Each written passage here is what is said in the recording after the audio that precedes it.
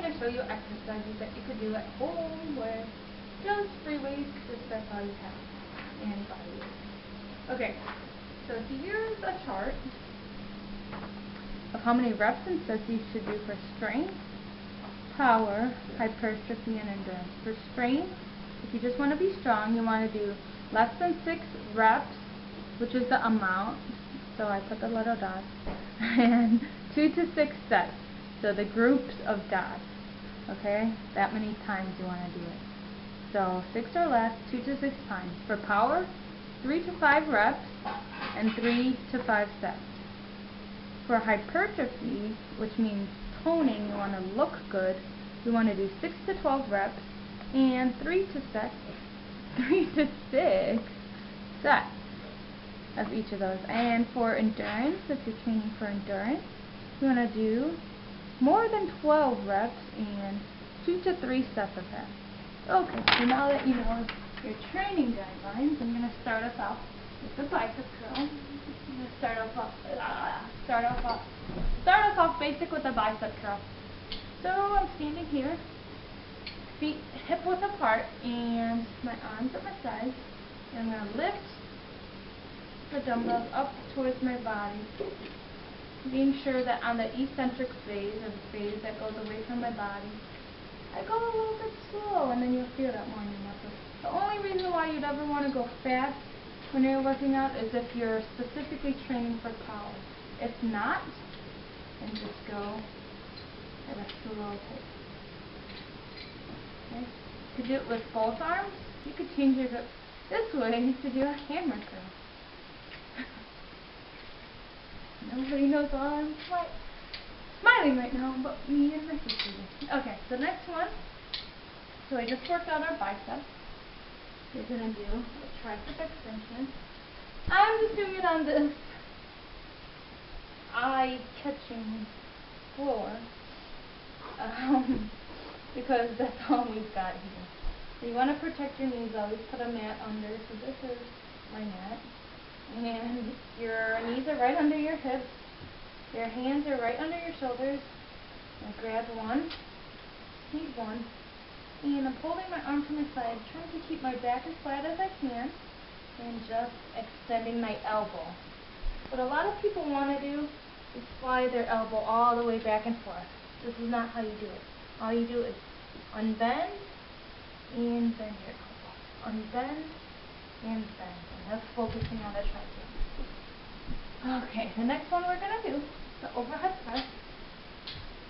Keeping my feet pointed forward, hip width apart, or a little more if you need.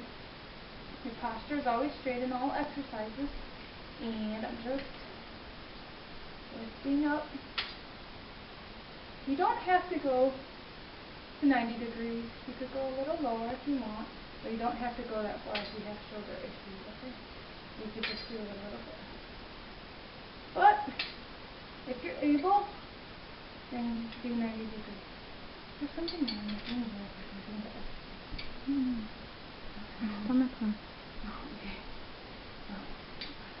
Okay, the next one.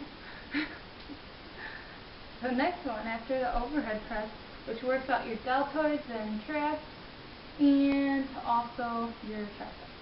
The next one, I'm going to do the chest glide. So I'll show it to you in front first and then on the side. Again, my feet are hip width apart, and the dumbbells start in, with my elbows at my side, and you come out. And you could even pretend like you're hugging a tree. Little tree. You don't want to extend your elbows ever all the way or fly your shoulders out, because your shoulders are multi-jointed joint, so you could injure it easily. Okay? And see how my back when I'm doing this, it's kind of at a 45-degree angle, but if you have tight hamstrings, you could raise it up a little bit.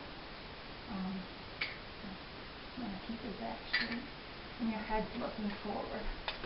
Okay, the next one is the bent over row. So same position kind of as the chest fly, your body position.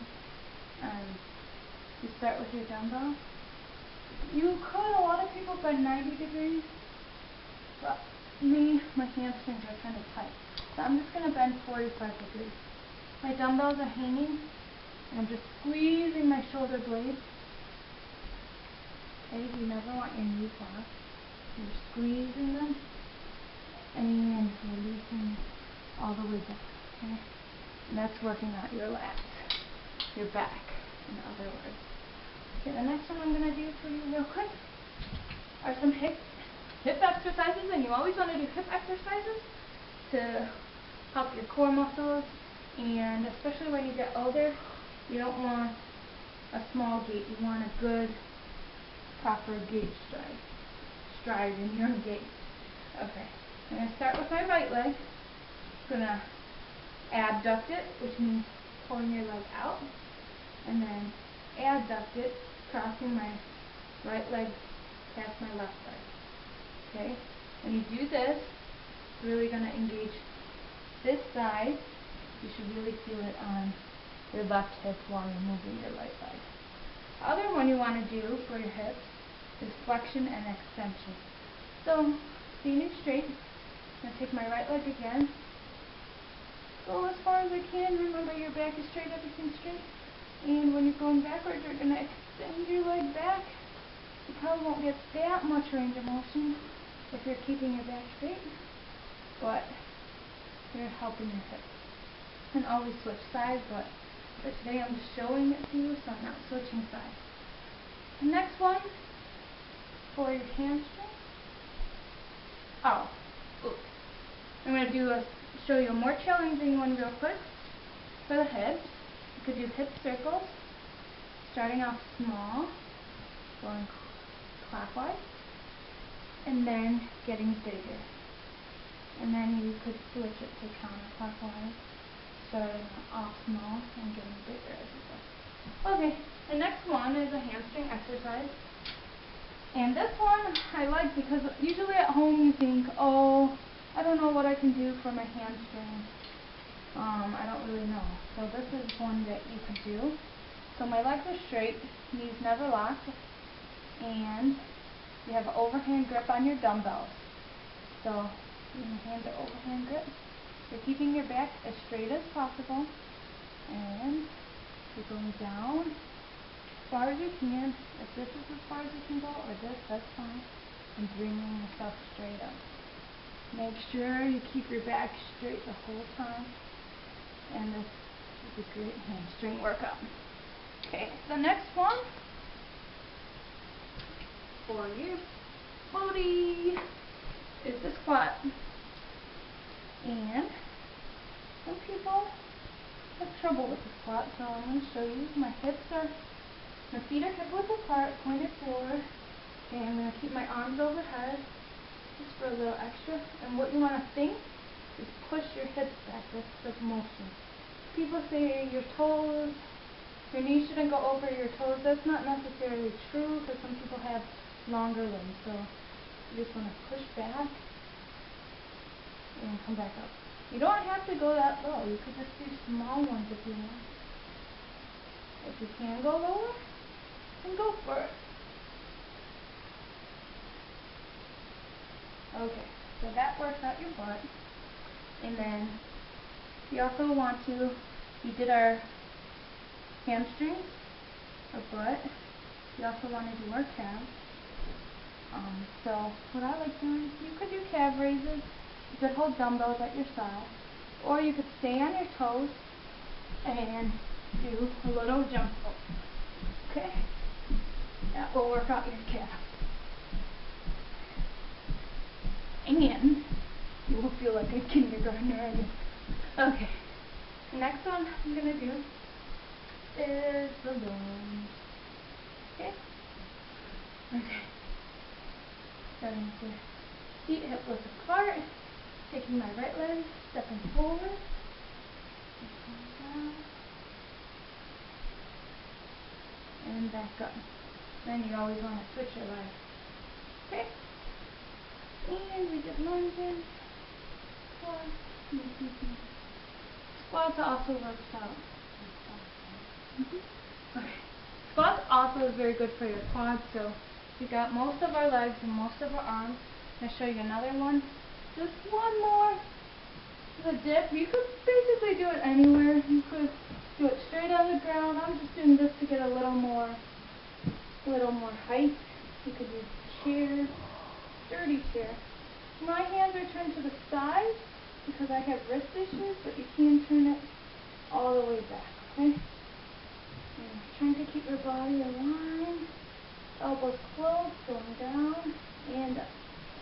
Just down as much as you can and up. Okay, and that also works out your triceps.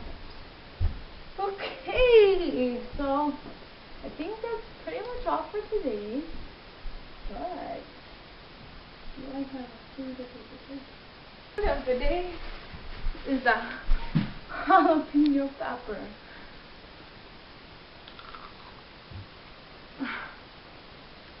Don't do that. Well, you can. Okay, a jalapeno pepper has lots of vitamin A. It's also shown to boost your metabolism and it's just adds extra flavor to food. If you cook it, it'll be spicier.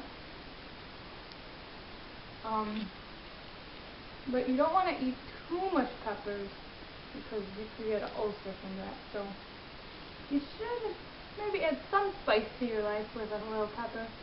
But, you know, just keep it in balance. Alright, that's all for today. Peace.